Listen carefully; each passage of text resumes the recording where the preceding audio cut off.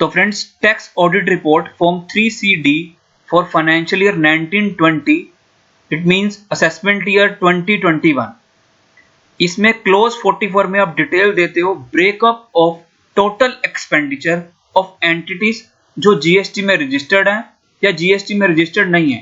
Total expenditure का मतलब है जो आपके P&L अकाउंट में आ रहा है। टोटल को आप लिखोगे कॉलम 2 में। इस एक्सपेंडिचर को आपको बाइफरकेट करके लिखना है, जीएसटी में जो एंटिटीज रजिस्टर्ड हैं और जो एंटिटीज जीएसटी में रजिस्टर्ड नहीं है। तो 3 से लेकर 6 कॉलम तक आपको एक्सपेंडिचर की डिटेल देनी होगी उन एंटिटीज के लिए जो जीएसटी में रजिस्टर्ड है। अगर कोई कंपोजिशन में रजिस्टर्ड है तो कॉलम 4 में, and if someone is registered as normal tax payer that is other than composition तो 5th में। और अगर आपने कोई एक्सपेंडिचर इनकर किया है जो आपके P&L अकाउंट में आ रहा है रिलेटिंग टू गुड्स और सर्विस जो एग्जेम्प्ट है फ्रॉम जीएसटी तो वो 3rd में। 3 से लेकर 5 तक का टोटल आएगा 6th के कॉलम में, total payment to registered entities. 7 में क्या आएगा, अगर आपने कोई एक्सपेंडिचर किया ऐसी एंटिटीज पे जो जीएसटी में रजिस्टर्ड नहीं है उनसे रिलेटेड एक्सपेंडिचर आप लिखोगे 7th में।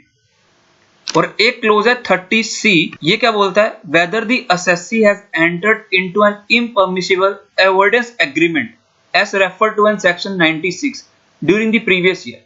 यस या नो में आंसर देना है। Answer is yes, please specify 1 nature of impermissible avoidance arrangement, कि उसका क्या एग्रीमेंट है।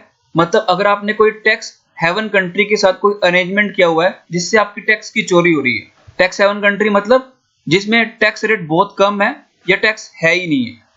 सेकंड, आपको उसका अमाउंट लिखना पड़ेगा ऑफ टैक्स बेनिफिट जो आपको अराइज हो रहा है in aggregate to all the parties जो उस एग्रीमेंट में इन्वॉल्व है।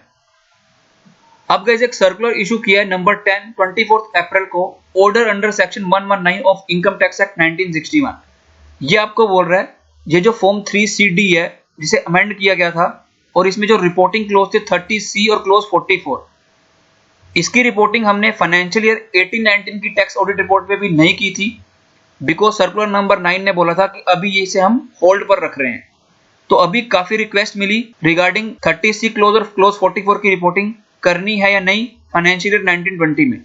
The matter has been examined and in view of the prevailing situation due to कोविड-19 it has been decided by the board that the reporting under clause 30C and clause 44 of the tax audit report shall be kept in abeyance। मतलब इसको अभी hold पे रख रहे हैं। जो आप टैक्स ऑडिट रिपोर्ट फाइल करोगे फाइनेंशियल ईयर 1920 की, मतलब असेसमेंट ईयर 2021 की, उसमें आपको ये क्लोज 30C और क्लोज 44 फिल नहीं करना है। फाइनेंशियल ईयर 18-19 के लिए जो सर्कुलर इशू किया था वो भी मैं आई बटन पे लिंक कर दूंगा। So till then, thank you very much, have a nice day.